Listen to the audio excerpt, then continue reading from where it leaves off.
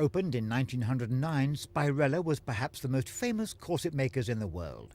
In its heyday, over 2,000 workers turned out 10,000 corsets and corselets a week.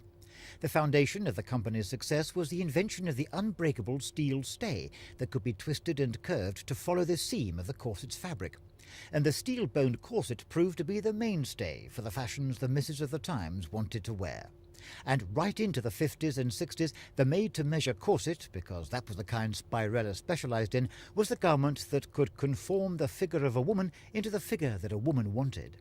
It was even rumoured that film stars, and yes, royalty too, wore corsets that were made here. And being based in Letchworth, Britain's first garden city, the company was a model of how a company should behave to its employees. Each one was allowed half an hour, 2 or 3 times a week, to have a hot bath, a boon in the days before most houses had indoor bathrooms. And it ran training and education courses for its factory and office workers, and even organised a works committee to help the factory run more smoothly. And it used training films too, to instruct corseteers who measured and fitted the garments how to do their job properly. And finally, we must check that the snugness of the garment is satisfactory to the client. Here is the same figure again, unsupported in the modelling garment, so that you can see what a difference the fitting can make to her. Now you can see why the invention of the steel stay was so important to the industry. But few things change so abruptly as fashion. Women are now into a softer and freer image of themselves. Comfort is now more important than a corset.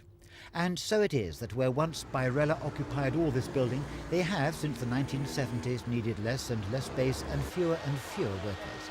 Spirella was once one of Letchworth's largest employers, but last Tuesday the final corset was manufactured and the remaining 26 workers made redundant 1 month before Christmas. For them and for the thousands of others who used to work here, all the old cracks about corsets feeling the pinch, the bottom dropping out of the market and the business going bust are not all that funny, really. Happily, though, most are of an age where they can now retire, and most have happy memories of the company they worked for that shaped the bodies of generations of women.